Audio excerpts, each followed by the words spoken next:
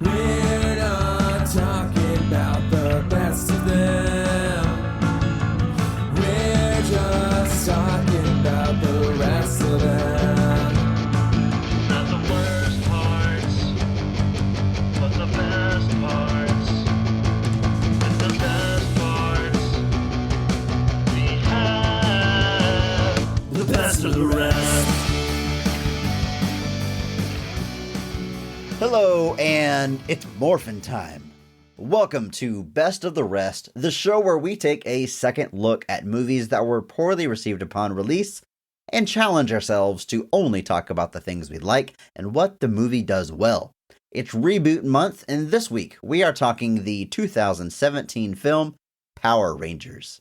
My name is Chris Logan, and I am joined, as always, by a big head in a wall named Andrew Williams. Are you ready for this one, Andrew? Yeah. Power Rangers was a pretty foundational thing from my youth, so I am interested in diving into this. Yeah, I mean, same. Every millennial boy is, I think, would say the same thing. I mean, it's Ninja Turtles and Power Rangers, right? Yep. When I was 5, 6, 7, 8 years old, it was probably like 50-50, Ninja Turtles and Power Rangers. Ninja Turtles, if we're being honest here, having stuck with my life a lot longer. I love them as much now, if not more, than I did as a child, whereas Power Rangers is a little bit more reserved. Like, when I was a kid, I really liked Power Rangers. I can't say that I really kept up with the franchise over the years, though. How about you? No, it's about the same. Like, when I was a kid, there's a very, I'll see if I can find this when I'm at my parents' house, and I can send it to you. But there is a very famous Christmas where my brother and I got a wall of Power Ranger stuff. Like, you can just tell because it's all those green boxes that all the Power Ranger stuff came in. And it's just a wall of stuff that we had and got that year. And that, beautiful. That would have been 92, 93. Or, yeah, it had to have been 93, 94 because that's when the show came out. But, yeah, it was a foundational part of my youth that lasted for a long time. And kept up with the show longer than most, probably. But yeah, as I got older, it just kind of fell out and never really came back in a way. But yeah, something like Ninja Turtles, interestingly, like sticks with me a lot more. And not exactly sure why. That's not true. I know exactly why. But it's awesome. Ninja Turtles is awesome. Power Rangers has...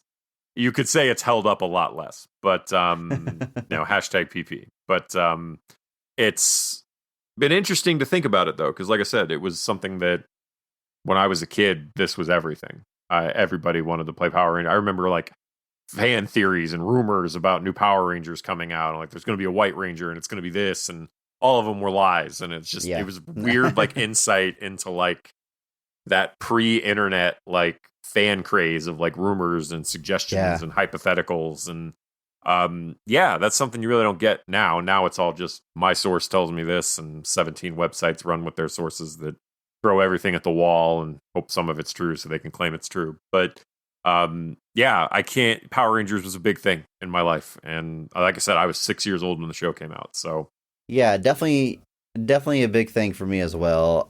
I remember in kindergarten when I started school, I did not use a backpack. I used a Power Rangers duffel bag that I had. That was fantastic. I was using as a backpack. Just all my markers. And I remember when the movie came out, that's what I wanted to be for Halloween. I wanted to be a Power Ranger, but the movie costume, like the ninja costumes that they get there. Yeah. And I remember like we were looking for the costume. And I remember sincerely, I don't know why I'm admitting this right now, sincerely telling my mom, like, look, if we can't find the costume, I want to be the White Ranger. Like, we could make it out of toilet paper because it's just like wraps over and over again. And in my mind, that would have worked. Thankfully, we found the White Ranger ninja costume, and that's what I was for Halloween. And it's funny, you said you followed Power Rangers a little bit longer than most. I felt that way too. I followed it through Power Rangers Zeo was the last like era that I watched. Mm-hmm. By the time the Turbo a Power Rangers movie came out, I was no longer on the Power Rangers train. I didn't watch that movie, but the Zeo era was the last one I actually kept up with the story and everything. Well, that's only the 4th season, Chris, so it's not that far in. But Most of my friends weren't watching by then. yeah, to be fair, did you watch longer? Yeah, I kind of kept tabs on it because it was on after school. So like if I was up in my room just hanging out, I'd put on my TV that only got open air channels, and I'd have it on for a while. And I don't remember. It was probably around the 7th or 8th season that I really kind of stopped paying attention. Oh wow, you stayed on board for a while. You're right. I did. I really just kind of was there. Like obviously, like the fanaticism was gone. Like there was no, I wasn't asking my parents for toy. I was, by that point I would have been like almost like 13, 14. So like you've moved on. You just had a passing curiosity. Oh, Power Rangers, it happens to be on. It may as well. All my friends had moved on to all my friends had moved on to Dragon Ball Z and that sort of stuff, and I was the one guy that was like, nobody judged me. But yeah, it was. So yeah, because I do remember seeing the Turbo movie in theaters, and so I saw that. And yeah, it's very strange how just like that almost vanished completely from my life at a certain point, whereas Ninja Turtles is still something that, I have like 6 giant Ninja Turtle hardcovers right there on my shelf. Interesting. Now, as I said in the intro, this is Reboot Month. This is our last week of Reboot Month. And again, this counts as a reboot, right? Because we're using... The show's still going. They change the Power Rangers team every so often. They change their powers, and they keep that series going, and it's still going strong. But this is definitely appealing to our generation of Power Rangers, the Mighty Morphin Power Rangers, that original team of characters that we loved as a kid, and are retelling that story to a degree. But certainly not a remake. It's doing its own thing, but the characters that we know. So reboot, yeah? Safe to say? Yeah, I'd say so. Because Power Rangers is based off a long-running series in Japan called Super Sentai that's been on since the 70s.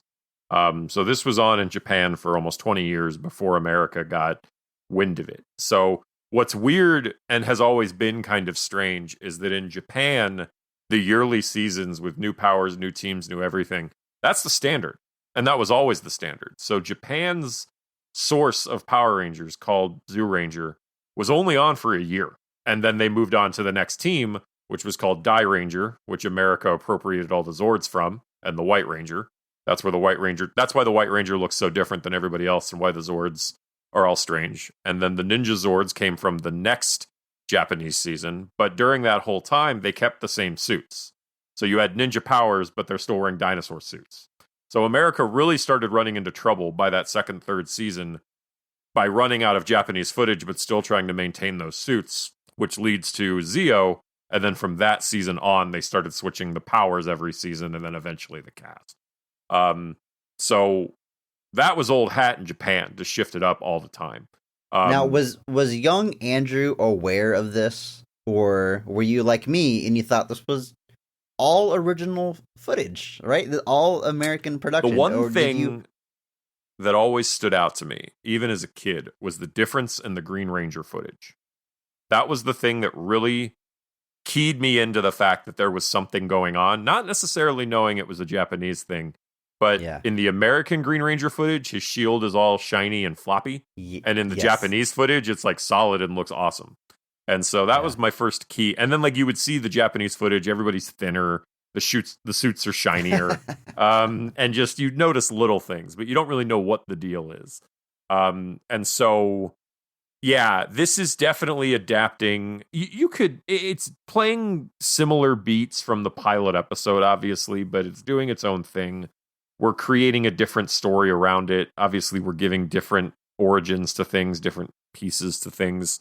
But this is definitely a remake, but it is definitely keying in to that definitely original Power, or definitely a reboot. I'm sorry. Yes. But it's queuing in for sure to that original series, that first year with the Power Rangers and the dinosaurs and all of that.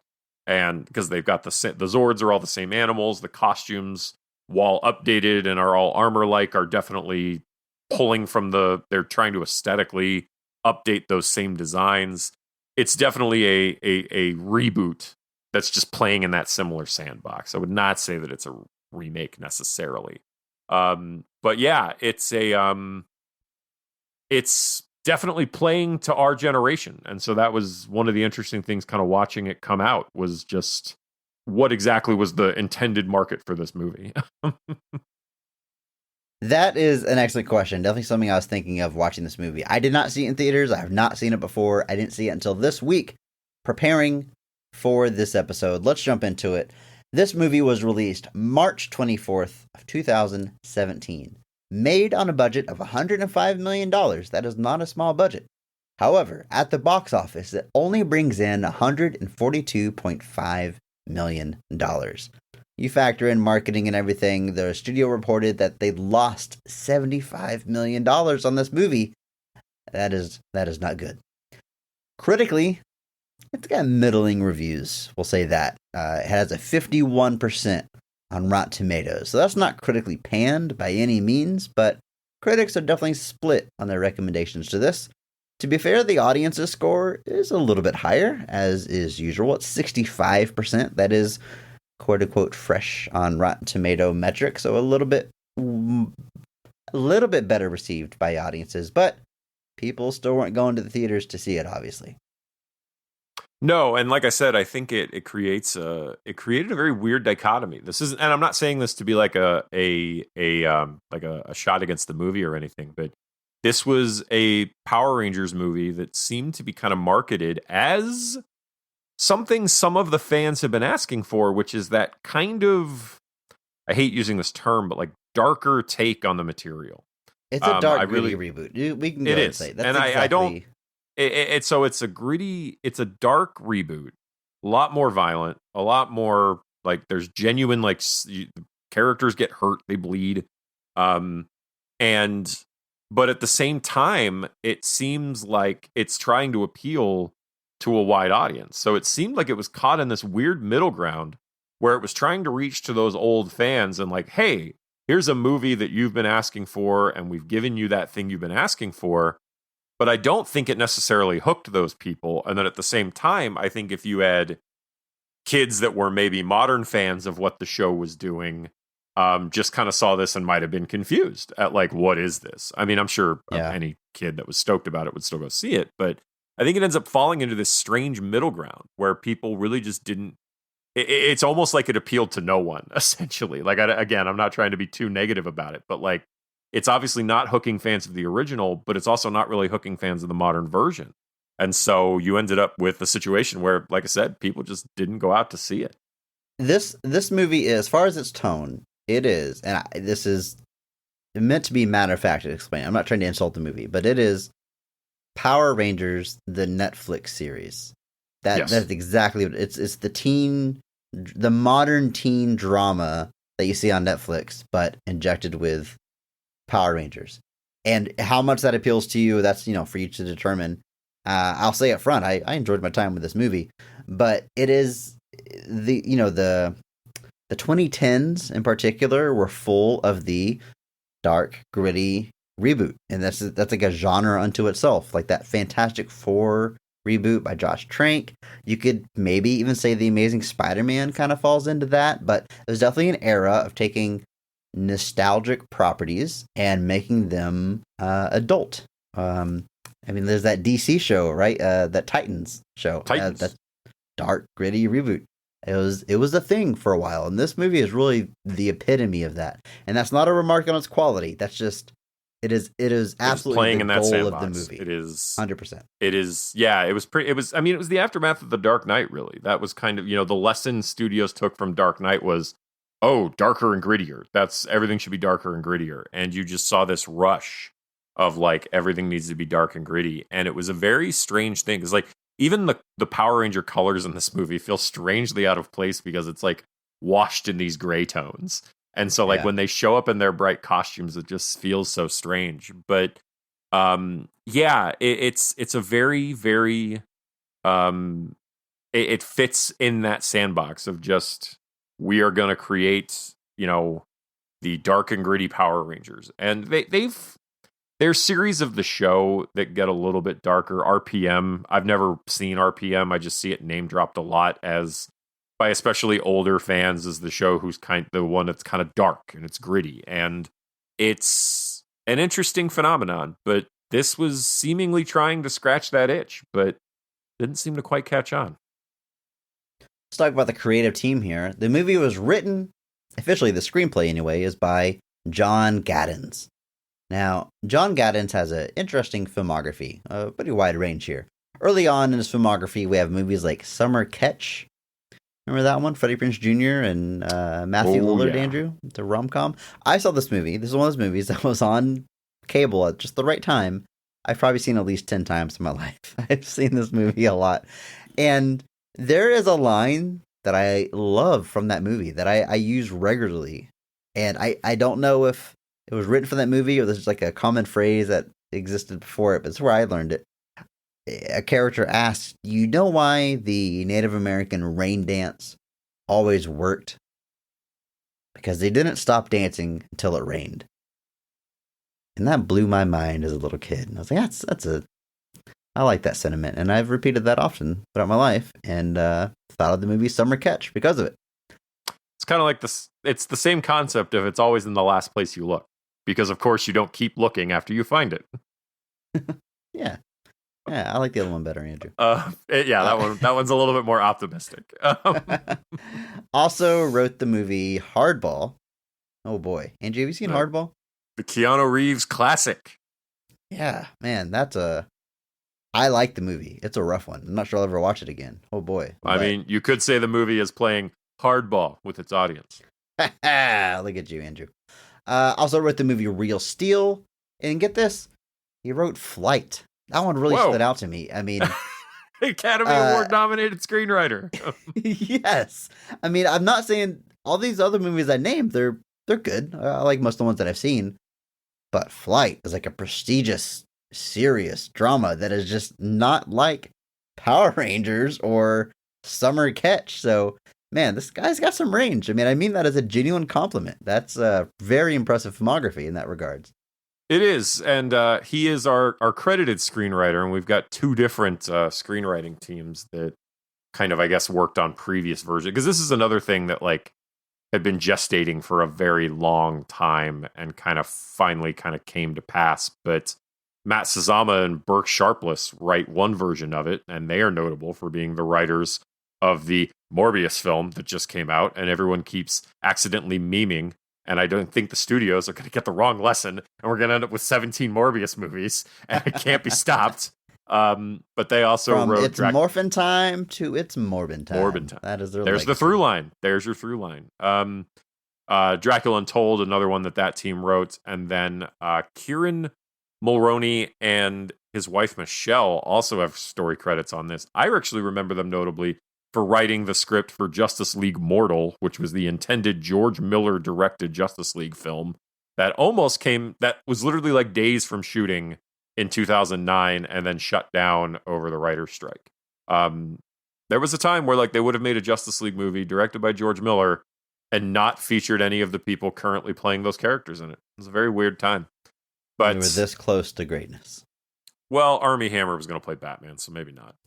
Oof. But maybe we dodged a bullet. Maybe. It's like torn between George Miller Justice League, Armie Hammer as Batman. Ugh. Which one's more worth it? But John Gatton's paw curls. So John Gatton's gets the only script writing credit on this. So I'm guessing he came in and did a pretty extensive rewrite that gave him most of the credit.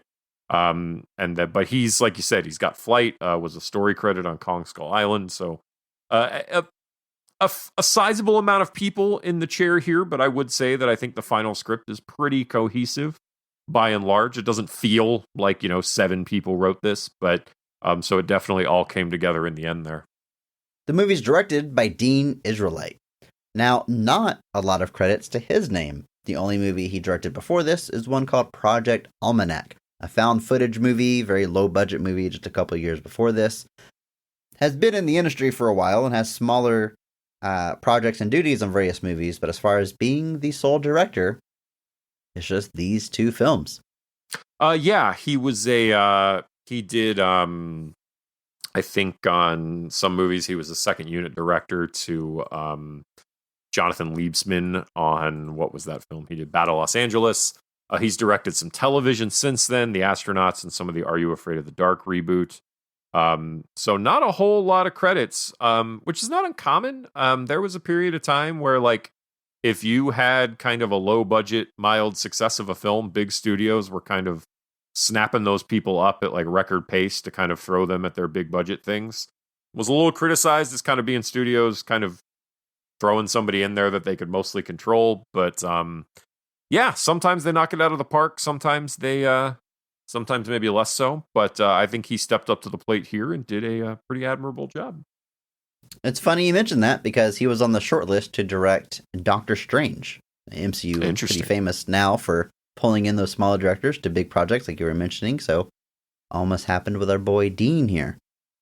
Almost. All right, Andrew. Are you ready to go? Yeah, let's get back into action. What is that? That's Power Rangers. Get back into action? Yeah, when they would like leave the fight and then go back to the fight. And they said, let's get back into action? Yes. Okay. I believe you. Chris, I'm the expert.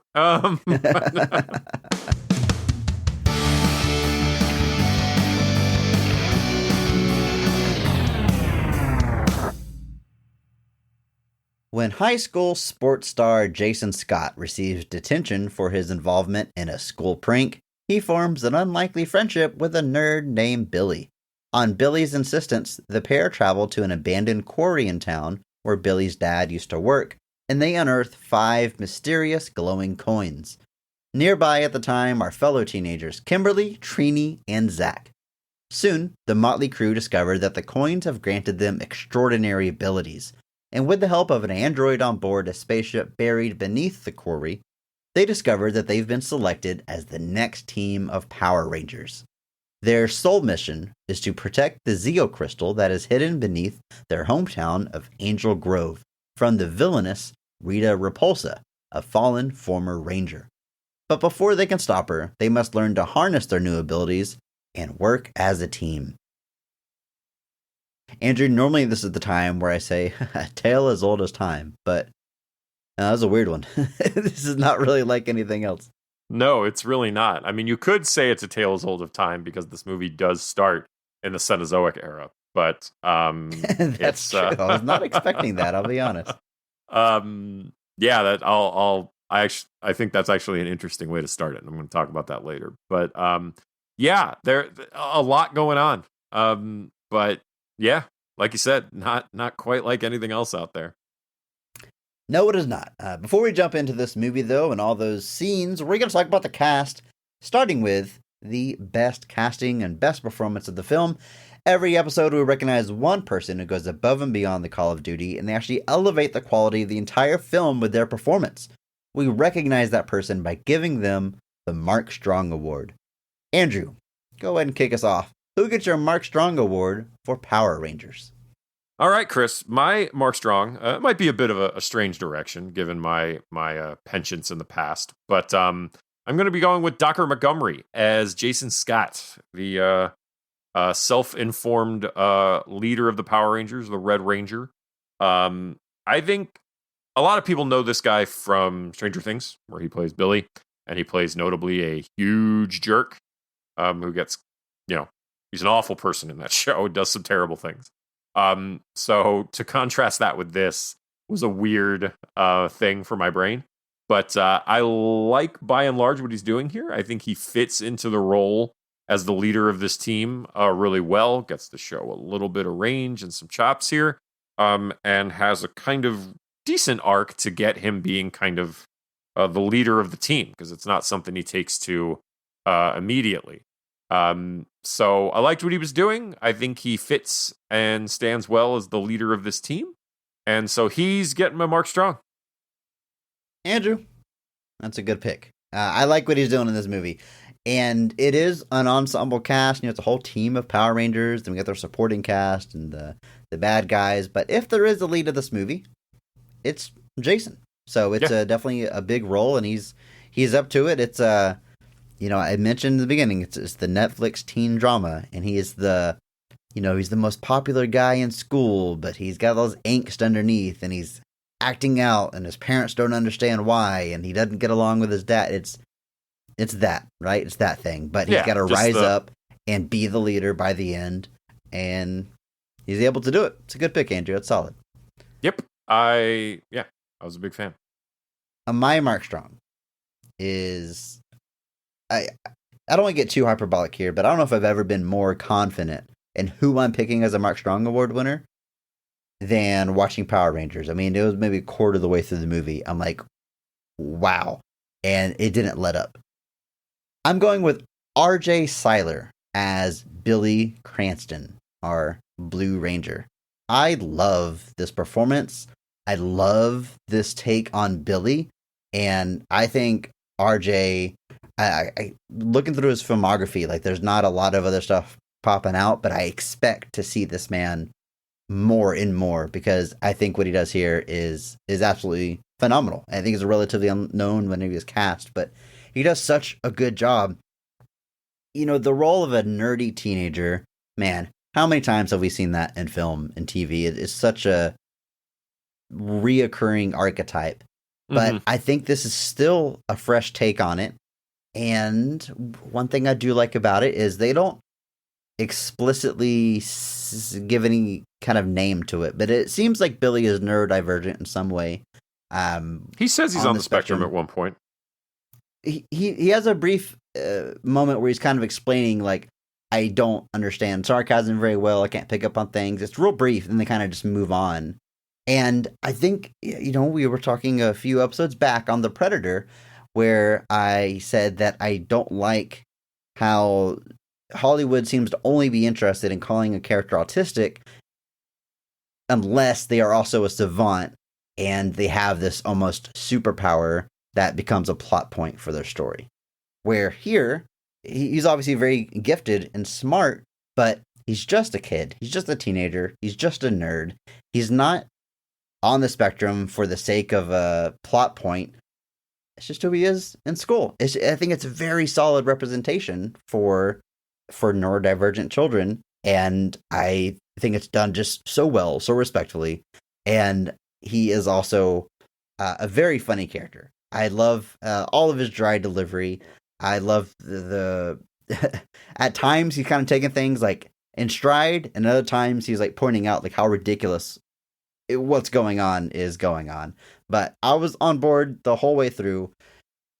I would say, and I'm not trying to backhand your Mark Strong Award winner or anybody else in the cast, but the rest of the Power Rangers, they're all distinct. They all have their own personality, but they're all various shades of an angsty teen, usually with parental problems. And I think because of that, RJ gets the shine a little bit more as Billy. I think it's the most unique take on the team as far as the high school experience and you know, being a kid caught up in a over your head in this situation. I agree. And I think that's partly just, I think, the way the movie is written. Billy and Jason seem to they kind of start this whole thing, so they seem to get the most attention by a certain way. And everybody else gets their shades of development, but they are a little bit more, they're just not as developed. And I think that allows these guys to kind of make the most of what they got. And I think they both stand up, but you're very correct. He does a great job here. I really like his take on this.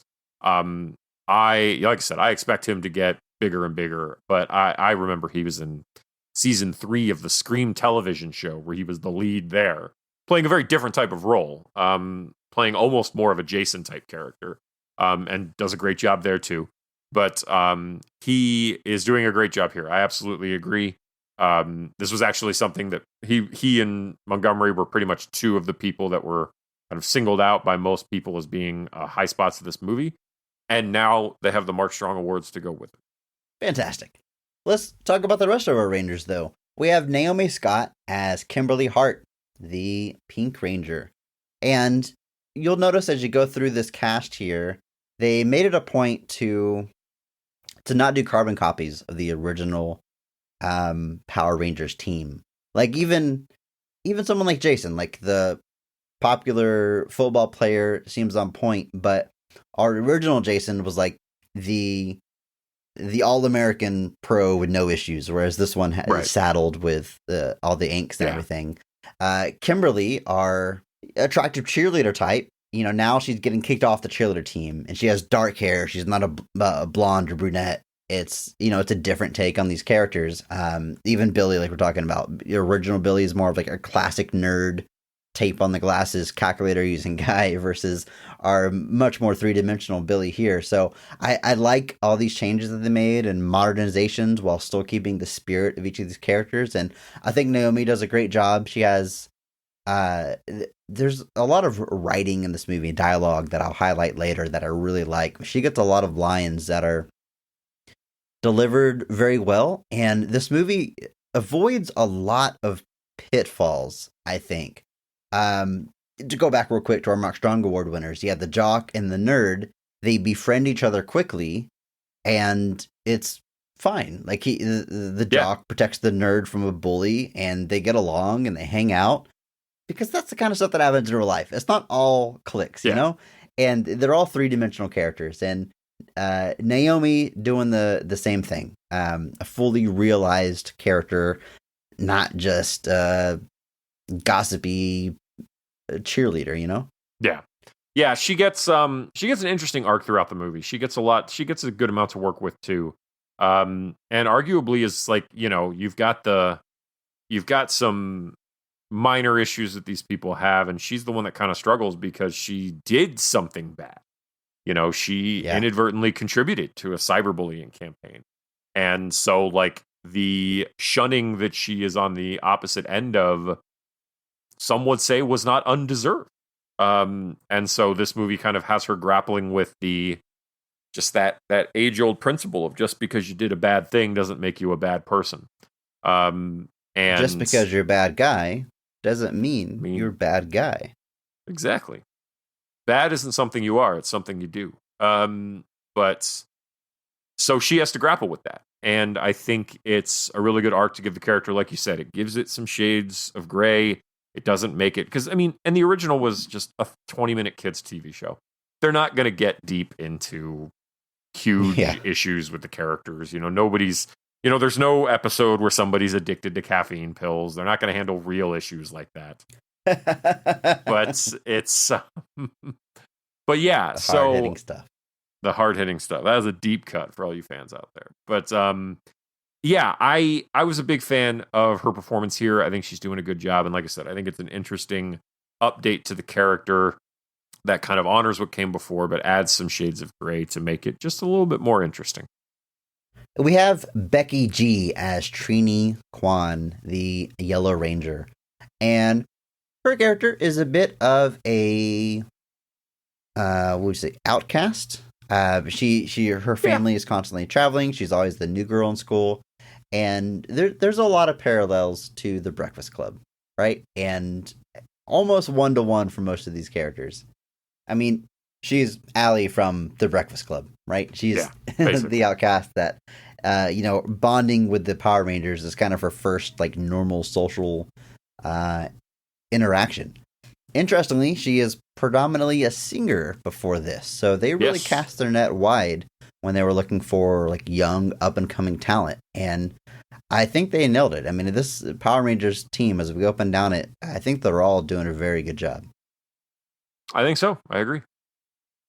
Lastly, we have Ludi Lin as Zach Taylor, the Black Ranger, and a moody teenager. I don't know if he is going to school. We don't ever see him in school, I don't think. He says he goes sometimes.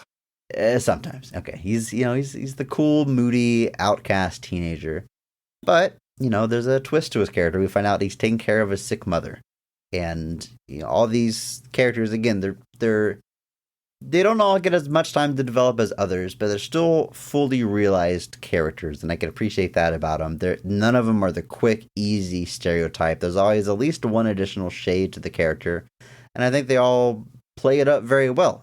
He's, in the beginning of the movie, he's got like a too cool for all this attitude, and by the end, he's literally saying, I'm willing to die with you guys, and I think that's pretty awesome.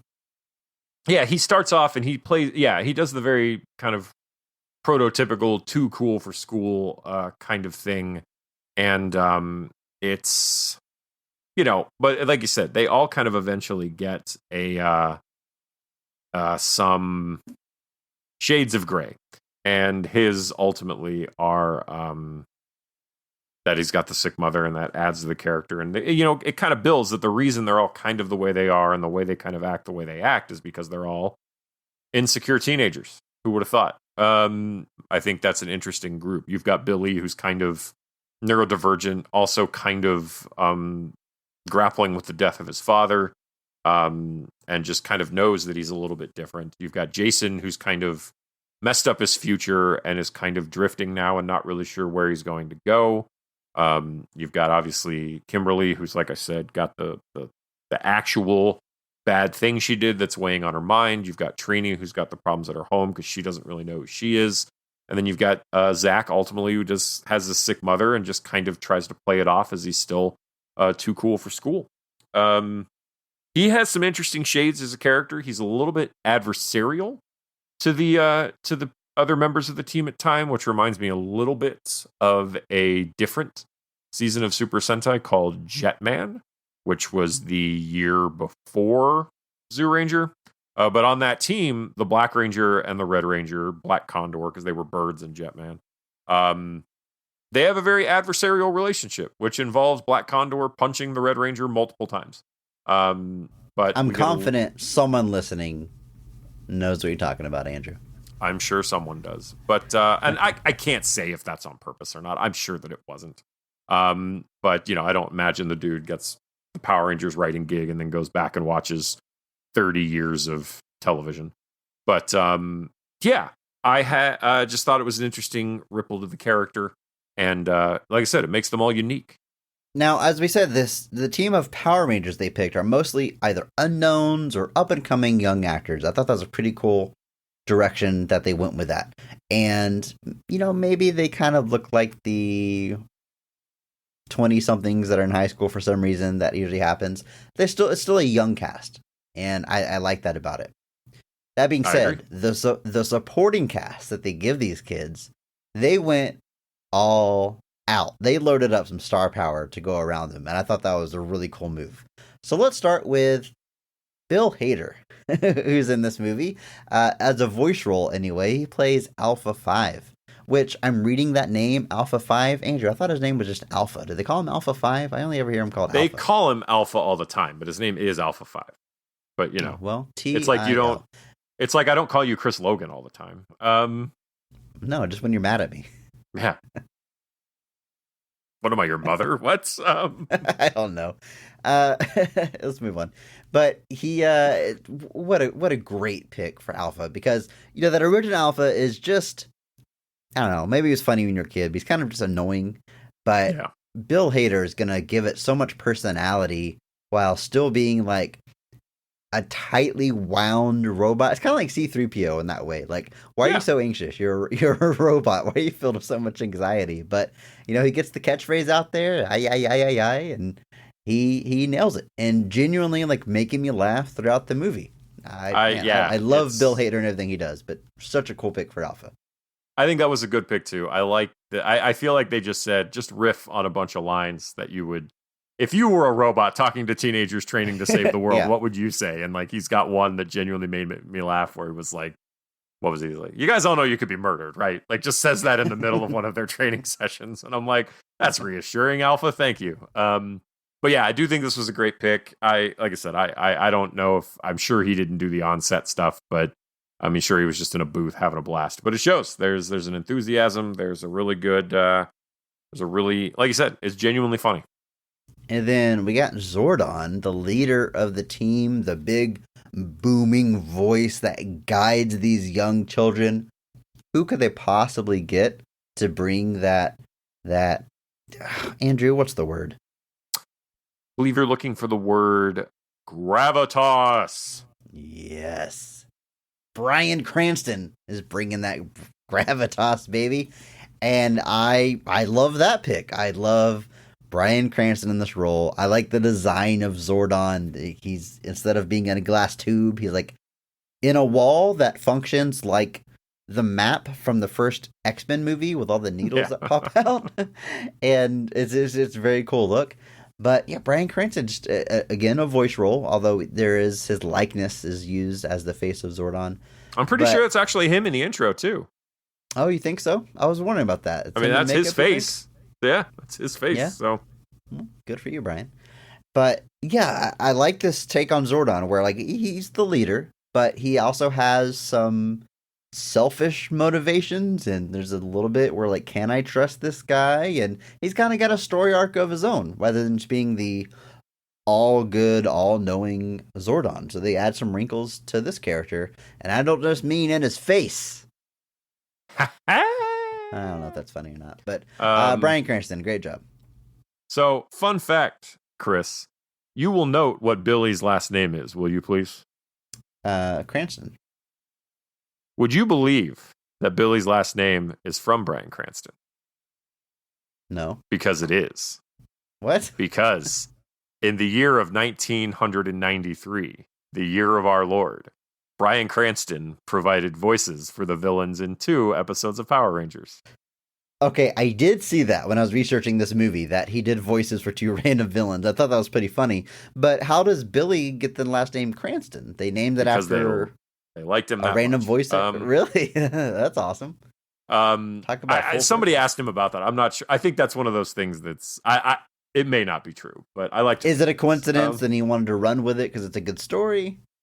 Who knows? But so yeah, this was an interesting way because he kind of credits that as being one of the many things. He said they were really good to him. He liked doing it, so he thought it was a really interesting way. I mean, he'd been doing bit parts in television shows for a long time before Power Rangers. So Power Rangers was by no means like his something that was keeping the lights on, but he apparently had really positive things to say about it and thought that coming back to do this was a particularly good way to kind of just bring it all full circle in a way. And so I just thought that was a very cool thing for him to do that. And like you said, it's a likeness / voice for the bulk of the film, but they do put him in weird blue makeup and make him crawl around in some nasty mud for about the first 5 minutes of the movie. But yeah, he's Bryan Cranston. That was the thing when they announced it. I was like, that's perfect. There's Yeah. You need something to bring that voice. Do it. Now here's the casting announcement that I remember. Elizabeth Banks is Rita Repulsa. I remember hearing that and thinking, what is this movie going to be? Because again, you go back to the original series, and most of these characters, they're cartoon characters. They're very, Rita Repulsa. She's the villain, the bad one. She has an annoying voice and she screams, and that's like the end of the character. Yep. And so here that they're casting Elizabeth Banks, who I know primarily as a comedic actress, I'm like, is this going to be like a parody of the Power Rangers movies, or is she kind of stepping out of her normal acting range to do this? And I still don't know. But I know it ended up not being a parody. She is playing this totally straight, or at least as straight as you can for being a villain in a Power Rangers movie. But she's hamming it up, having the time of her life. At least it looks like it. And she's under these gross prosthetics for most of the movie and acting through them. And I love this take on Rita. It was pretty fun. Yeah, they play the story a little bit different here, which I think is interesting, in that she's a former Ranger, conveniently colored green, who kind of turns on the team, and that seems to kind of be the precipice of the beginning of the film. We'll talk about that more later. But yeah, she is. I don't know if you want to say understood the assignment, but So here's the thing. I feel like our director had a meeting before the first day of shooting, right? And brought all the actors on board and said, look, this is not the Power Rangers of old. This is not going to be a campy, goofy Saturday morning cartoon. This ain't your parents' Power Rangers. This is serious. Yes. And Elizabeth Banks, her alarm didn't go off that morning. She was not in that meeting. And so she is doing the over-the-top, scenery-chewing villain role, but it still works. Even though it's not quite the same tone as maybe our Rangers, some other parts of it. It injects so much fun into this movie, where I talk about this movie avoiding a lot of pitfalls. One of the pitfalls you could fall into was like being way too serious for a Power Rangers movie. And I'm sure a lot of Yep. people still think this movie's being too serious, but I don't think it falls off that cliff. And I think a big reason for that is Elizabeth Banks pitting in this ridiculous performance.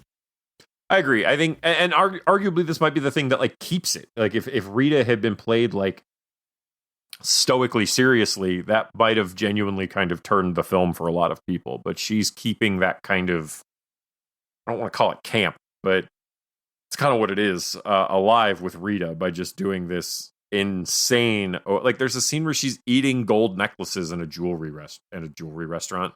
What is a jewelry restaurant, Andrew? Jewelry restaurant. A jewelry store. That's what it becomes when she starts eating. Yeah, that's what it is when Rita's there. But I guess I heard eating and jewelry, and I just added restaurant at the end because of course you eat at a restaurant. But you walk in. yeah, I'd like to see your menu, please. It's only gold and silver tonight. No nickel, can't do it. But yeah, I think that this is a fantastic over the top villain performance. Like I said, she's chewing the scenery, she's having a blast. She gets to stand up against our Power Rangers. She gets to be creepy at times. She gets to be unsettling. She gets pretty intense sequence with the Yellow Ranger at one point that still has her kind of being over the top. So she really does ride that line extremely well. And yeah, she's Elizabeth Banks. She's fantastic, and this is no exception. Well, Andrew, those are all of our key players, our main players. We've got, parents and various other students or what have you, but I think those are the big names. Let's jump into this movie. Let's talk about the scenes of the film, specifically the best scenes of the movie, starting with our personal favorites. So, Andrew, in your opinion, when is this movie firing on all cylinders? What is your favorite scene in Power Rangers? It's kind of it's tough to say, but there's a sequence in the movie I like a lot. And this is the kind of one where it felt like Jason kind of becomes the leader of the team. It's kind of what I'm going to go with. They've been training, and basically they're unable to morph throughout a lot of this movie, to the point that they don't morph for probably a good 3/4 of the film. But they all kind of leave, and Zordon is kind of bemoaning to Alpha that they aren't going to be able to do it. And so Zordon has to do it himself, and this is kind of where the doubt seeps in, and they start to think that maybe Zordon can't be trusted. But Jason kind of tells off Zordon and takes a stand for himself, and then ends up sitting with the team. And this is kind of the moment they realize that the reason they can't morph as a team is because they're not really a team. They're training together, they talk to each other, but they don't really know each other. So this leads to kind of our stereotypical campfire sequence where all of our characters kind of leave it all out there, in a way, and kind of put it all on the table, except for Kimberly, who's still not ready to quite talk about what it is that she's guilty of at this point. But this becomes a bonding experience for the team, and where they kind of start feeling like they're a team. And this leads to them being able to morph. So it's a character moment. There's no real action here, but I think the ascent of Jason to telling off Zordon and then going back to the team and being able to kind of finally unite them together, that is a big thing, especially when you're going to introduce a team that's got this kind of fractured nature, where they're not conveniently all best friends that have been hanging out for years and are now all conveniently chosen at once to be superheroes. It's a big formative moment that they become the team, and like I said, it leads to them being able to morph. Actually leads ultimately to their first showdown with Rita, that does not go very well, where they don't morph. Yeah. But I like it. It works for me. I think, like I said, this is Jason's kind of ascension to being the leader instead of just being the leader in name only. And I dig it. Yeah, that's a great pick. I mean, like we're talking about, the movie takes its time. Takes its time showing you the suits, getting to the big action scenes, getting to the Zords and all that good stuff. It really doesn't happen till the final act, but we got training montages and character moments until then. And while that could be a criticism to some, I think it's a cool way to go about it. I mean, it's different. Spending so much time on the character development of the Power Rangers, right? I mean, you expect Power Rangers, you expect a 90-minute movie of big dumb action, and I don't know if that's what you're looking for. Maybe you're not going to click with this movie, but I think it's a respectable choice to put so much into having these fully developed characters, and Jason's no exception, and him deciding to be a leader and try to pull this team together.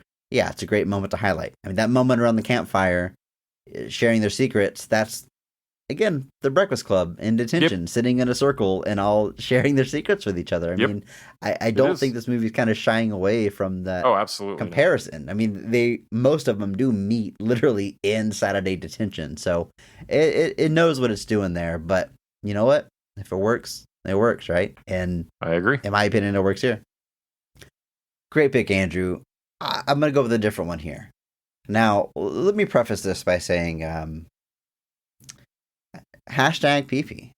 But when I started this movie, Andrew, you know, by nature of our podcast and watching poorly received movies, sometimes we got to like psych ourselves up to watch a movie. And we're like, all power right, through. Let's get. Yes. And we do find those positives, right? But sometimes it's a journey to get there. And early on in this movie, I mean,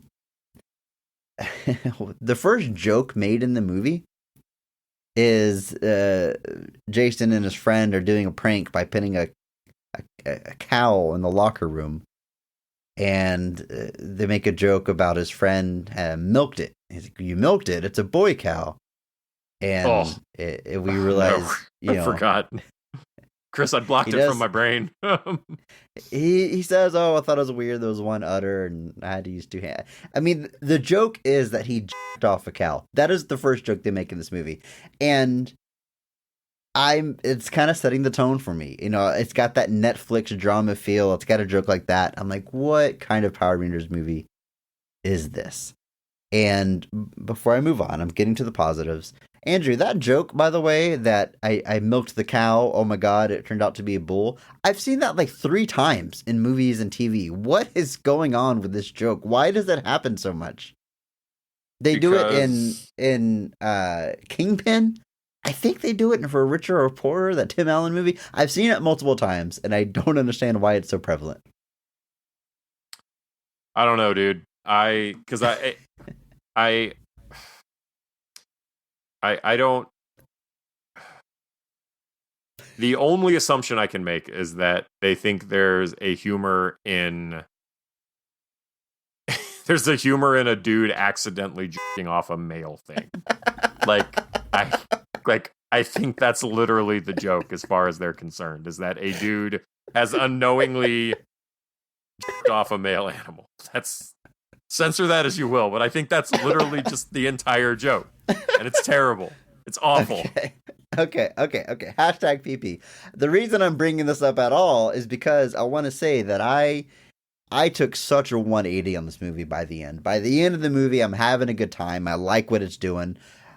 Not here to like convince anybody it's a masterpiece. That's not what we do here. But I enjoyed the movie by the end. And just the way I felt during some of the later scenes was just so different than how I felt during those opening scenes. So my favorite scene that I'm going to point out, I'm going to get real specific and say it's the scene right before our final fight and showdown with Rita.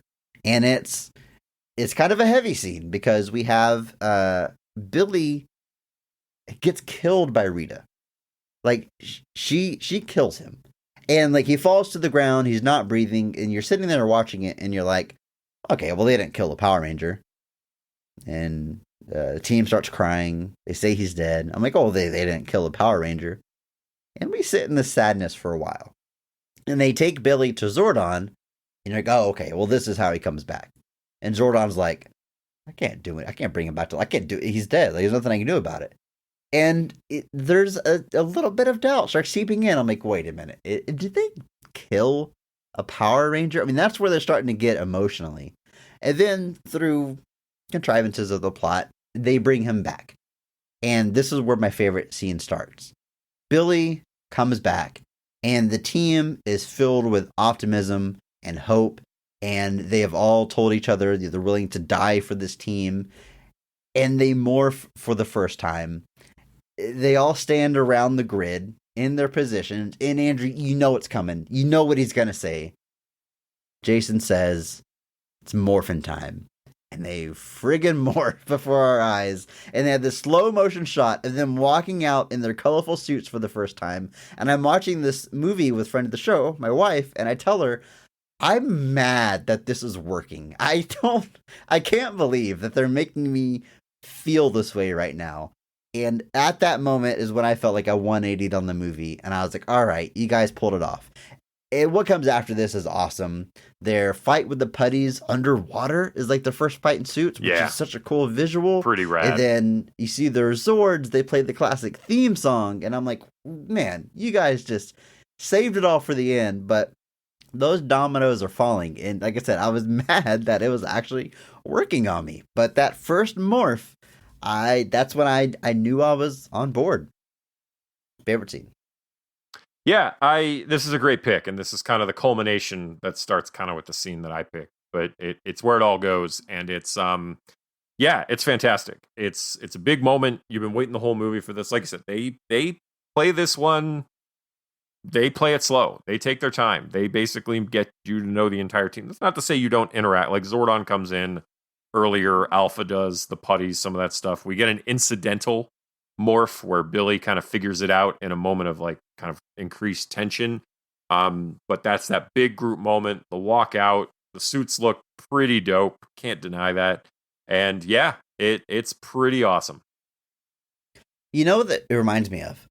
We talked about the Breakfast Club, right? There's obvious references there and inspiration there, but you know what else this reminds me of, Andrew? A movie that we've covered before. A movie that is about young kids, teenagers with extraordinary abilities that are forced to be around each other and become a team, and we don't have a big action scene until the final act of the movie. I'm talking about The New Mutants. Both movies are one big long build until that final, it just goes all out in the end. Yes. Yeah, thanks for agreeing my astute observation, Andrew. But you have accurately interpreted the plot of both of those films. Yes, that's why I'm a host here, baby. New Mutants is just 30 minutes shorter. But yeah, it's the same, steady, ramping up that anticipation. I mean, They make you wait to see these suits. They do. And I think, trying to think back to like the trailers they showed before the movie came out, I think you saw the suits. I think they were on the poster. So like, I think we all knew what they were going to look like, but yeah, they're making you wait. And I do like the designs of them. Whenever Billy transforms, I was a little worried because I'm not trying to go on an anti-CG rant here, but it transforms. It's all CG. And my problem with it was he looked like it wasn't CJ giving a performance anymore as a CG character. I'm like, wait a minute. Whenever they all transform, are they just going to be CG characters? But once they're all in their suits, you can tell there's practical suits there on set. It's being enhanced definitely with CG. There's some lights on them, and their face shield, I'm pretty sure, isn't actually there. But otherwise, it's real people in real suits like you want in a Power Rangers movie. Totally works. I like it. And then they managed to do a bit where the visors kind of retract so you can see everybody's faces while they're in the Zords and stuff. And that way you're still kind of getting the faces of our characters. But yeah, it's a fantastic set of sequences, Chris. Can't disagree with you there. Should we just go ahead and talk about this finale? I mean, we're leading up to it anyway with our two favorite scenes. Dude, that underwater fight is so cool. First of all, the concept where you swim underwater and then like gravity reverses once you come out the wall of water. It's very hard to describe, but if you saw the movie, you know what I'm talking about. Pretty cool concept. So to leave the spaceship where Zordon is, where the morphing grid is, they jump into the water, and putties have dropped down, and there's an underwater fight where they're like flying through the water, and they kick a putty, which launches them into another putty. They'll swing one putty over to another Power Ranger to destroy them. That's awesome. I can't believe that was like how they debuted the Power Rangers fighting in such a unique way that I've never seen before. Fighting underwater like that. It's like a 2-minute sequence maybe, but I thought that was a really cool idea. No, I agree. It's very cool. I think that it created a unique way to show them off. Like you've got, I've certainly not seen the Power Rangers fight underwater before. Not in any long, convincing way at any rate. But yeah, I thought that looked awesome. What do you think about this putty design? I mean, I think they look like little minions, like putties are supposed to be. And of course, they're not going to do the original, which is like guys in suits. Sure. Question about the putties, Andrew.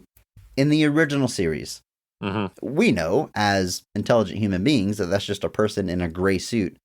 Yes. Is that what they're supposed to be? Or is that supposed to be like their skin and they're like a monster? I think they're robot like type made out thing? of clay. Like, because I think she had some dude that like made all of her monsters and she grew them out. So I think the putties were really just meant to be just like almost golems. Okay, I like that. That makes sense. Yeah. So now they're just kind of made out of rock and a little bit uglier. It's a cool update. I like cool that update for the they. putties. I think that's it's a fine intermediate. They're still made out of the ground basically, which is all clay is. But they are made from the earth. So like some of them will have like signs and stuff in them because they like crawled out of the earth. So they've got like interesting little just pieces of the environment in them. And I think that's just a cool little way to make it, again, just a little bit different, a little bit unique. But all the putties are just disposable minions. It's all they've ever been. So it was just a fun thing to do for that. For sure. Now, Goldar is our main monster in this movie, and Rita gets to say the classic line, "Make my monster grow." They check like every box, every box. Yes, it's great. It all works for me. I'm digging it. But I like that this movie touches on a code of the Power Rangers, which I know has always been there. To my knowledge, I don't remember them ever explicitly saying it. I'm sure there's one episode where they actually say it, but the Power Rangers can't escalate a fight. So that's why, if you've ever wondered, why don't the Power Rangers just immediately jump into their Zords and crush the monster? They can't do that. They can't escalate beyond the enemy's power. It's their code. So they have to wait for Rita to make their monster grow before they match the villain's abilities. So once the monster grows, anyway, I like that they explicitly say that in this movie. So I'll throw that out there. Once the monster grows, we get those Zords come out, and it's awesome. I don't know what does it say about these Zords. Like it's crazy because like we get our first fight in the suits, and then we get our Zords, and then we get a Megazord. Probably in the span of about 15 minutes, 20 minutes. Yeah, like it's just once they just decide from it's go morphing time, to the it's end go of the time. movie is probably barely half an hour, if not more, Probably, like 20 minutes. It's very much just once they get into the suits, it just goes hard and it keeps going. I think that Power Ranger code has been explained in the show a couple of times, but I think it was good to bring it in here. Just the idea that they can't escalate a fight, they can't use their powers for personal gain, and they don't reveal their identities to anyone. I think those have been established before, but I just like that they worked that in. And because Zordon kind of says at one point in the movie that the Power Rangers used to be this like legion of heroes.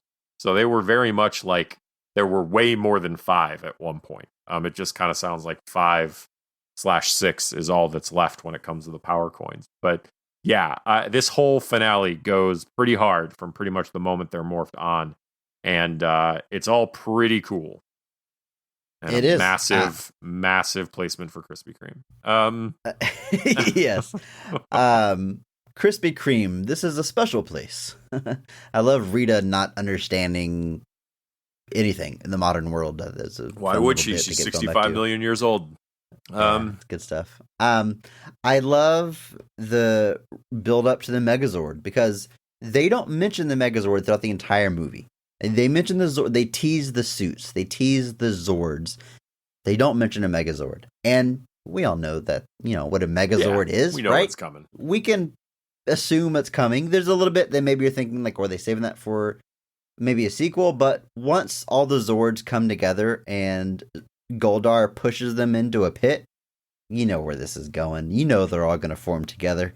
And when that Megazord climbs out of the pit, it's, man, I'm 8 years old again. Like it's awesome. I knew it was coming, and it happens, and it's still awesome. And them learning to like operate the Megazord, and they trip at first because it's the first time doing it. I thought it was a fun little touch. And I love that the Megazord gives Goldar a German suplex. Well, they get trained on that. There's a whole sequence where they're fighting, where Alpha's training them to fight the putties. And he just teaches them to do like a fake out into a German suplex. And It does that. It no, It's awesome. no follow through on the bridge, so only 3 stars. But it's but yeah, it was pretty funny to bring that back. Because I like that the implication of the Megazord here is almost in a way like it's not necessarily on purpose. Like it's kind of it's like they melted together or something, right? Like it's this weird because they don't like all come up to like a common cockpit like they do in the shows where they're just also because they're all like still in their Zord just in its space wherever they are, which like you said is why they kind of struggle. But I thought that was just an interesting ripple, and maybe now they've done it once, they can do it again, but just that idea that the Megazord may not have been an intentional thing, and just under intense pressure of death, it formed into the Megazord, and we get our big monster fight, which is pretty rad. It's pretty rad. I liked it. I was on board. I do want to shout out the intro, like the prequel almost to this film. We kind of get this prologue set, as it says, in the Cenozoic era. I did not see that coming. When that's the first thing that pops up, I'm like, where are we going with this? What's going on here? I admit being a little impressed by that too. And so we are still in the Cenozoic era, but what the implication of this movie seems to be is what starts the Cenozoic era is the Cretaceous Paleogene extinction event, which everybody commonly knows as the meteor that destroyed the dinosaurs. Actually wiped out every single tetrapod weighing more than about 55 pounds. But the implication here is that Zordon calls down the meteor to stop Rita, and so that Zordon inadvertently wipes out 75% of life on Earth. So thanks, Zordon. Did us a solid there. But to be fair, without that event, humans may not come into existence. But I thought that was an interesting way to tie all that together. First off, to the age of dinosaurs by having Zordon and the Power Rangers kind of exist in that time, which is why they may have been using dinosaur themes in their suits and Zords. Because I do believe Zordon appears in the prologue in the Red Ranger suit briefly. I think he does have that look. And then he has this kind of final showdown with Rita where he, like I said, he basically tells Alpha to call down the meteor. And that basically blasts Rita into the ocean where she gets buried down for 65 million years, which is pretty impressive. And then Zordon ultimately gets kind of encased in their ship, which gets buried into the Earth, which they kind of point out, but they're like, the rocks have grown around this spaceship, which is something that would have taken hundreds of millions of years, or 65 million years to be exact. So I just thought that was an interesting little way to kind of do that, to kind of establish them in that period, give them a reason for using the dinosaur iconography, and then kind of tying in the last dino extinction event to kind of defeating Rita the first time. I thought that was all just a really cool, unique way to do that. We do actually get Bryan Cranston here. They're speaking an alien language that I think sounds pretty cool because English wasn't a thing then. So just another cool little thing that you didn't have to do, but I kind of glad that you did. And yeah, it was just a cool little thing. I thought that was a really cool sequence to kind of establish a lot of information that we may not have known before. Yeah, I don't know if canonically Zordon used to be a ranger. I don't know if that's a thing from the series or it's something that this movie's coming up with, but when the movie opens and you see Zordon in a Red Ranger suit, the first thing I thought of was Zordon Origins. I was like, they are really going back. I mean, they didn't have to explain this. They didn't have to explain why the Zords are dinosaurs, but it's cool that they did. There was I don't know, was care put into this movie. There's lore being built into this movie that didn't have to be there. You could have, again, done a 90-minute cheesy monster fight movie, and I still would have liked it probably, but they go kind of above and beyond in a lot of ways that I really appreciate it. Yeah, I mean, I did rewatch the 95 Power Rangers movie recently, and to be fair, Paul Freeman as Ivan Ooze is definitely understanding that assignment. He carries that entire movie. Yeah. But yeah, so here to kind of build out that lore a little bit differently, make it, like I said, you didn't have to give me Zordon Secret Origin, but I'm not mad about it. Now Bryan Cranston gets to also have played a Red Ranger, so that's pretty cool for him too. Honestly, Bryan Cranston has played more Power Rangers characters than anyone else. That's probably safe to say, right? 3? 4? I mean, Four. if you count voices Red two different Ranger and villains, Zordon as, that's crazy. Yeah, good for him. So there's some fun Good bar for trivia him. for you. That'll I impress talk the about- ladies or the men, that's for sure. I talk about this movie avoiding pitfalls, and I love. Correct me if I'm wrong, Andrew, but there's not a single yellow spandex moment in this movie. I was waiting for it. I was waiting for Zordon to be like, "You are the Power Rangers," and they laugh and say it's a dumb name. Nothing like that happens. They never disrespect or make a joke out of the source material, which is a common pitfall for the quote gritty reboot type stuff. I mean, it happens all the time in modern remakes of classic material or updated superhero movies or what have you, but they don't do it. They take it all very seriously in a good way. I don't think they do. I think you're right. I can't think of really any instances where like they, there's a little bit of like not necessarily derision, but just like they kind of balk at some things. They're just like, yeah, right. But that's presented more in like the kind of incredulousness is not like because they think it's funny or they think it's a joke or they think it's dumb. It's just at the scale of what they're being told.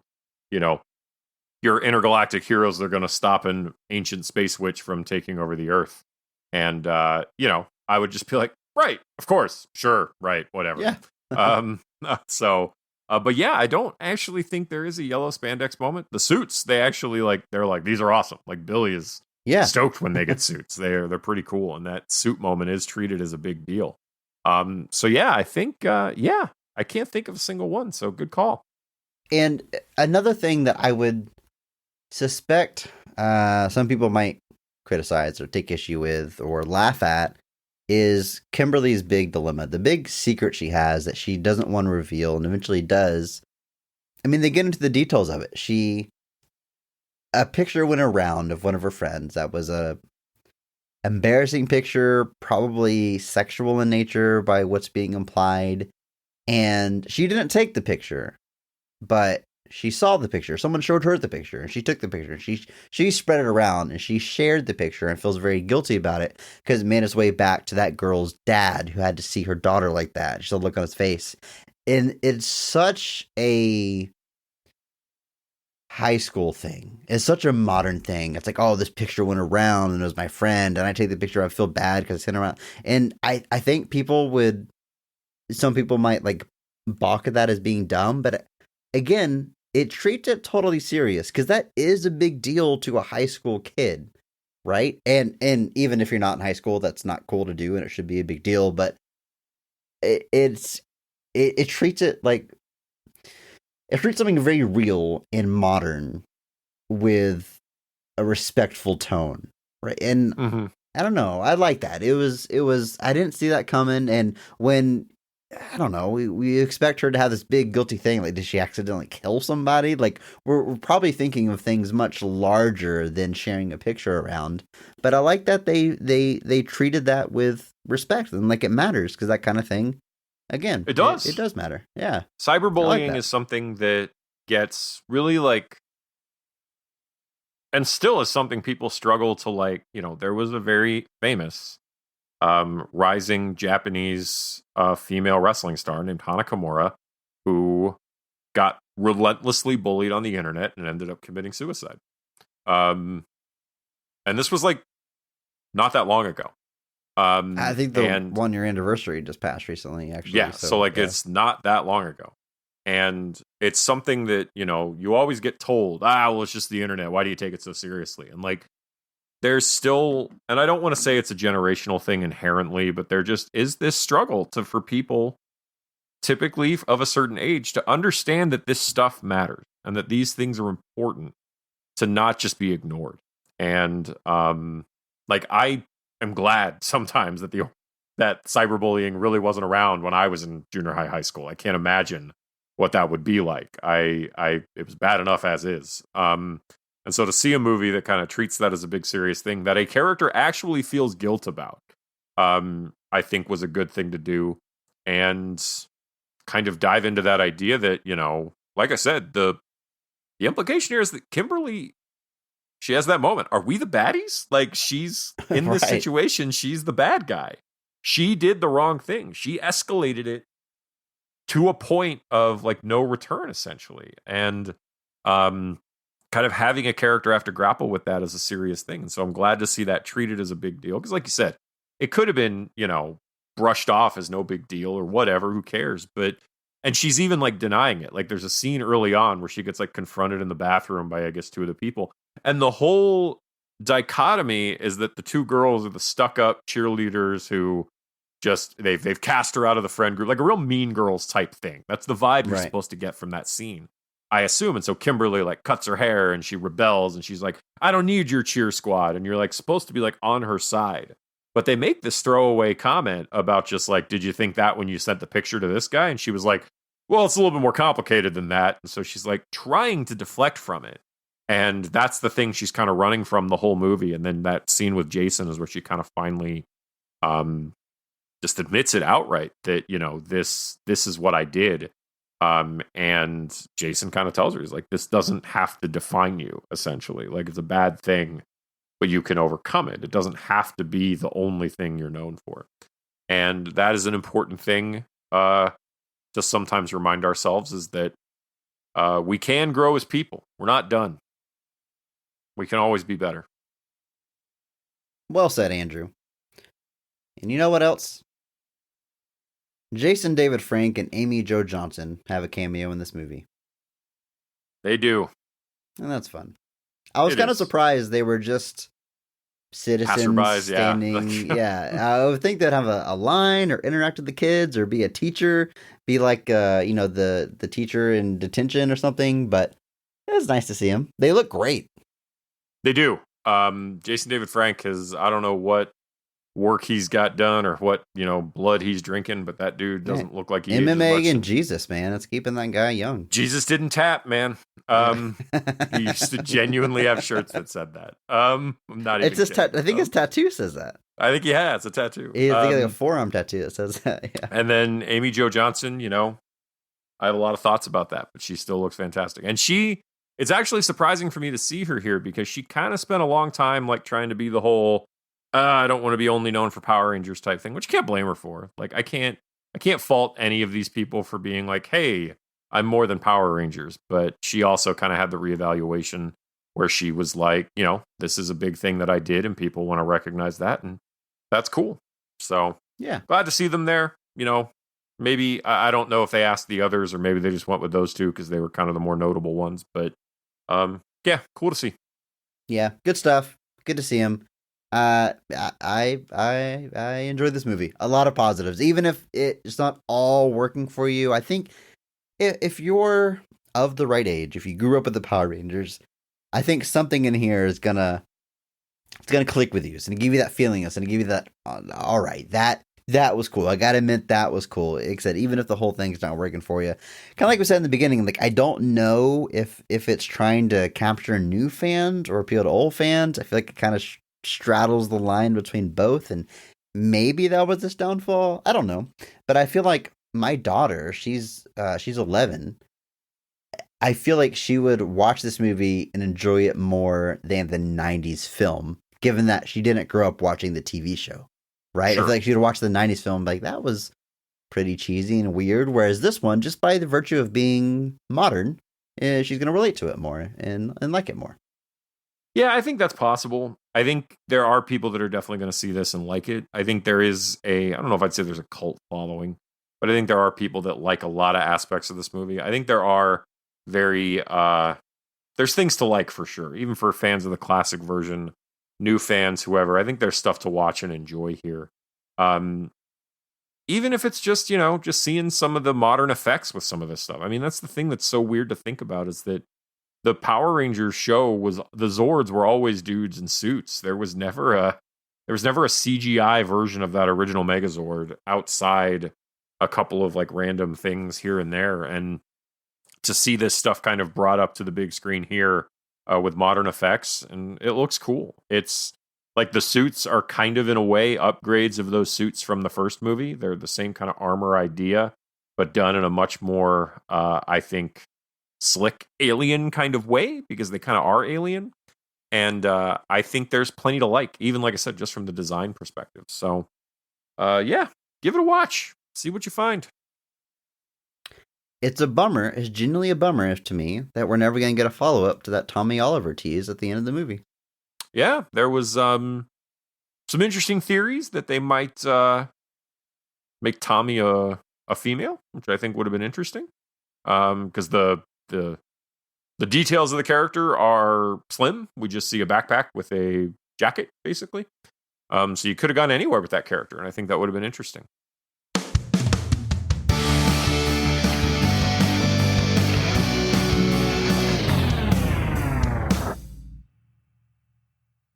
Andrew, that brings our reboot month to an end. It's a pretty ripe category. I wouldn't be surprised if we revisit it again at some point in the future, but that's it for now. Maybe one day we'll reboot the reboot month. Reboot squared. But moving into October, we have a new theme. It's going to be slashers. Of course, October is spooky season. We got Halloween. So we're going to be talking about poorly received films in the slasher genre, which I'm sure narrows it down. If you want to see the complete lineup of movies we're covering, you know what I'm saying, hop into our Discord. We've got it posted right there for you. You can share your thoughts on these movies to be read on the episode, but it's regardless, I can't wait. It's going to be a good time. I love slasher movies. I love the good ones. I love the bad ones. It's going to be a good time. I, too, am looking forward to it. We're going to touch on some interesting ones, some ones that maybe people haven't given a second look in a while, and we're going to see what we find. I'm looking forward to it. But for now, it's time for Question of the Week. This question comes from Reyes there in our Discord, who says, branching off your conversation about the 2017 Mummy and its attempt at the dark universe, what are your thoughts on the different studios' attempts to create a universe like the MCU? Is there a universe you'd like to see attempted? What universe would you like to see given a second chance? Great question, Reyes. So let's break this down a little bit. First off, the first question here is, what are your thoughts on the different studios' attempts to create a universe like the MCU? Well, my first thought, look, hashtag PP, is studios have gone overboard with it. I get that the MCU is the most financially successful thing ever in movies, so everyone wants to have your own universe, but some of them I feel kind of are forced, or, you know, they're putting the cart before the horse, like, hey, let's have a universe, and not really thinking about making good movies. So all in all, not great. However, I would say outside of the MCU, I think the Godzilla universe, Godzilla King Kong universe, even though it's not that expansive. I mean, it's two characters. 4 movies, yeah. But that's probably been the most successful. I'm not going to say I love every movie in that franchise, but that idea of different monsters, it makes sense. First and foremost, I have a shared universe with that. And I think mostly they've been successful with it. So that's, as far as the success outside of the MCU, that's the first one that comes to mind. Yeah, that's the same one for me too. Obviously, you could go back to the early Universal Monster stuff. That's actually probably your first technical shared universe, where you had like the Dracula, Frankenstein, Invisible Man, and Wolfman stuff, and then eventually kind of gave way to crossovers between those characters, and that's something that Universal has basically been trying to do ever since, to limited successes. And that's like you said, the first thing that comes to mind is just this kind of, again, hashtag PP, but a lot of them feel like they're just kind of throwing out buzzwords, and they're just hoping, hey, first movie in a shared universe is like its own selling point. Like, oh, yes, you'll want to go see it because it's the first movie, and you're going to want to see where all the clues take you. Like, The Mummy was very guilty of this, of throwing in a lot of stuff that you were like, why is Dr. Jekyll in this movie? Like, why is this happening? Yeah. And like, you know, hashtag PP again, but like, there's so many things where it feels like you're like you said, they're putting the cart before the horse. They're so worried about, they want the rewards without any of the work. Like Iron Man had to be a smash success on its own before anything else could happen. Like you can't get to Avengers unless Iron Man is a success. And I don't even know if we like knew Avengers was coming when Iron Man came out. And if we did, it was still like all dependent. But Iron Man itself, I mean, you got the tease at the end of the movie, and you got the tease. Sam Jackson. You got the tease. But Iron Man itself, like if Iron Man had flopped and that's where it ended, it wasn't like there was a ton of clues dropped throughout the movie that just led to nothing. Yeah. And still I think a that's standalone movie at the end of the day. Yeah, exactly. And some of these things work so hard to set up other things, they kind of forget to be their own movies. Kong Godzilla is one of the other successes. Like you said, it's a lot more limited in scope. It's just 4 movies. But they've all been relative successes, and I've enjoyed most of them. It's tough. Like DC obviously has some kind of something going on. The successes are a lot more varied. The future is definitely in question. The like I said, the successes is definitely a tough one to kind of figure out. Well, that's his last question on here was, what universe would you like to see given a second chance? DC. DC. But, just start over, guys. Just really, I don't know. Honestly, no one knows what they're doing now. They kind of did the standalone movie things, and then like Shazam is standalone, but it's definitely clearly still in that universe. I don't know. They did Joker, which clearly isn't connected, and Matt Reeves. Now they got Black Adam coming, and then we've got Flash coming, and Flash is supposed to be this weird kind of reset of stuff. But is it coming? Because they're canceling stuff left and right. So I don't know what's happening over there. They spent too much money on the Flash to cancel it. They'll, if anything, they'll just re-edit it to make it a closed ending versus the tease that was supposed to set up. But yeah, it's just such a weird thing. And I mean, like, Kevin Smith's movies, I guess, are technically a shared universe. Like View Askew universe, right? Yeah, they recur. Characters show up in other places. You've got stuff on television that's always kind of done that, where there's been like backdoor pilots and crossovers where characters from future shows debuted on old shows. Star Wars, would you consider Star Wars a shared universe? That's always a weird one for me because, like, I guess it technically is, but like. Stuff like Mandalorian is like in the universe, and they've got net connections to other things. But like it's so I'm gonna say no, because before the shared universe buzzword came about, we had crossovers and spin-offs, and I think Star Wars is still playing that arena. There's no question that the main movies are the main movies, right? The main episodes are the main episodes. Everything else is spin-offs from that, and technically, yeah, it's on the same universe, but I wouldn't say that's a shared universe attempt. Yeah, like James Bond's another one. Like I feel like that's just an ongoing thing. I don't really feel like I'd call James Bond a shared universe until I get my Crisis on Multiple Bonds movie, at least, I guess. On multiple bonds. So what about this part of his question, though? Is there a universe you would like to see attempted? So what's a shared universe that they haven't done that you think could work, could be interesting? I think there is potential in the Universal monsters to just kind of just that the low-hanging fruit there. I think there is potential in that.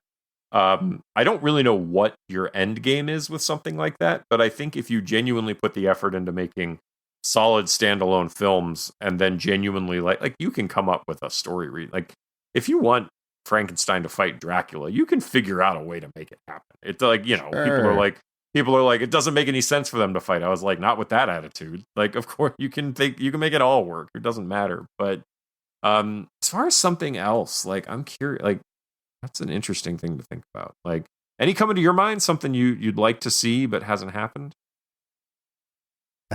Well, you got me thinking, like trying to think outside the box here. Like Kevin Smith's movies all exist. Oh, what about? Okay, well Tarantino. This is still not the question. Yeah, I was gonna say Tarantino. There's clues that they all exist in the same universe, like products reoccurring and characters being related to it. It's pretty loose, but you can canonize. That's how I think it should be. I think that's the like obviously the MCU is very connected, but I think the loose kind of references like Tarantino, like Kevin Smith, like you got the MCU on one end, if Tarantino's the other end, and like Kevin Smith kind of sits in the middle. where like the MCU is an interconnected story. Kevin Smith is interconnected characters, whereas Tarantino, it's a world, but the connections are much more tangential. Like he's got For a lot long more time, he limited was talking stuff. about doing the Vega Brothers movie with John Travolta and Michael Madsen because And that would have they're definitely brothers in established. his world. Yeah, but a movie with them together would have been like the next step for the Right. Tarantino That would have universe. Like, definitely established we're a shared universe. yeah, but it I'm never trying happened. to think. Yeah, and now they can't do it because I mean, I'm sure they could. We have the technology. We have, but I'm trying to think of like there's one that I would really think would be good. Like I just had like it's Halloween season, so I just randomly had the thought that they should do a monster cereal shared universe. Which is just a Universal Monsters universe, but they're just the cereal characters instead. I want my Count Chocula movie. This isn't going to be a great answer, but when Tenet was coming out, there was a big rumor that Tenet was secretly a sequel to Inception, and that did not end up being the case. But this is going to be very vague, but Christopher Nolan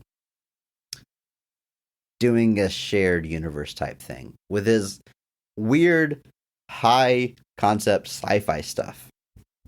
If like it'll say, Tenet and Inception exist in the same universe, and in this universe you have the people to control, it's not time travel, the direction of entropy, is that what it's called?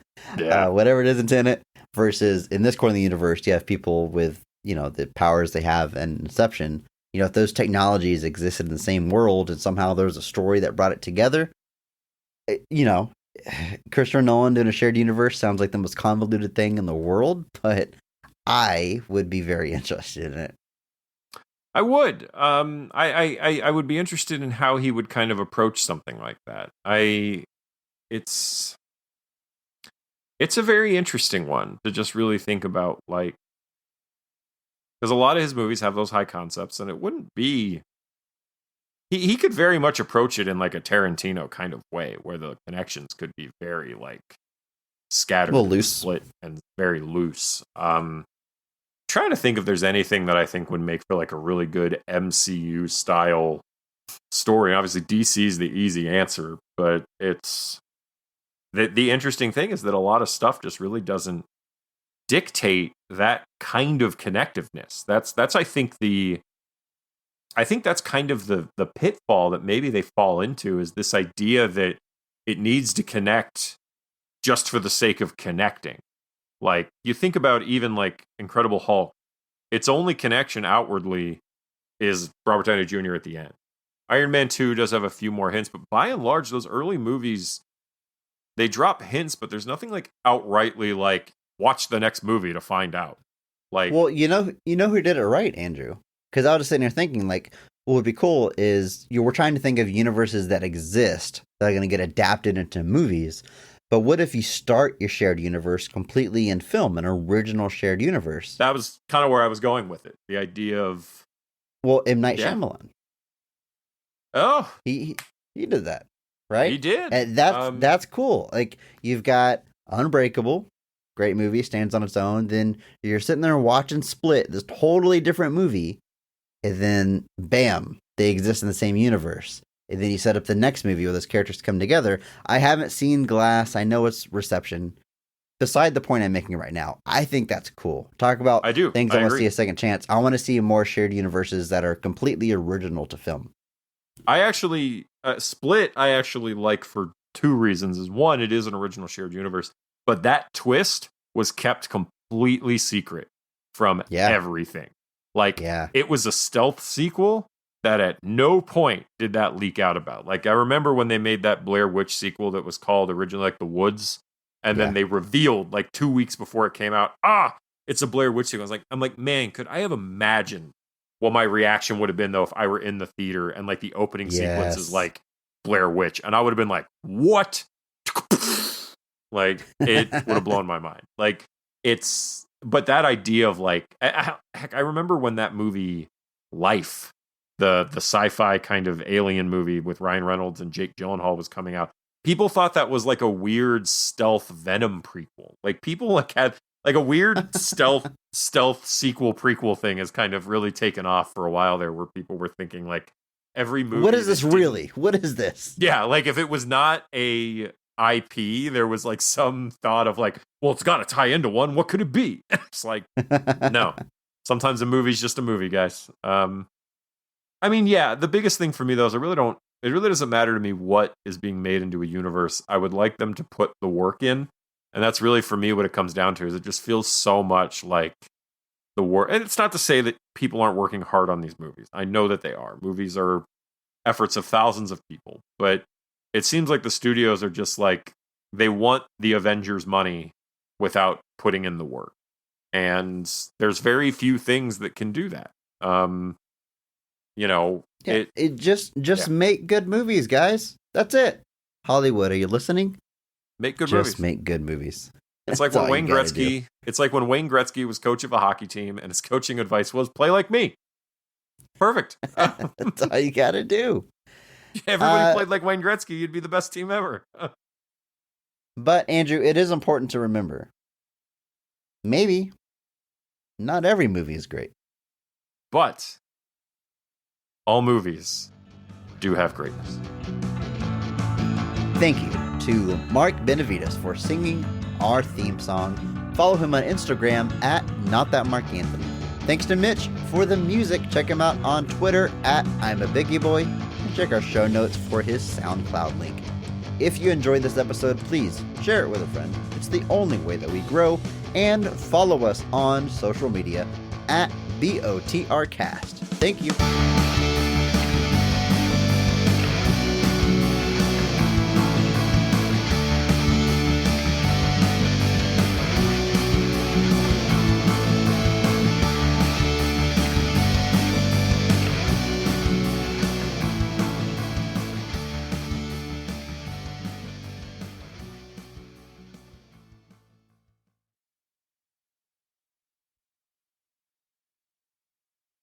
Oh, let's count.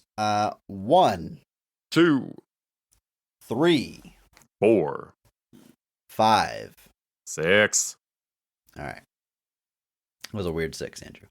I know. I was making them all different. Because the implication here, obviously, is that Rita has the green power coin and seemingly loses it at the end of this film. So that the green armor has boobs built into it, so it's got to be a girl.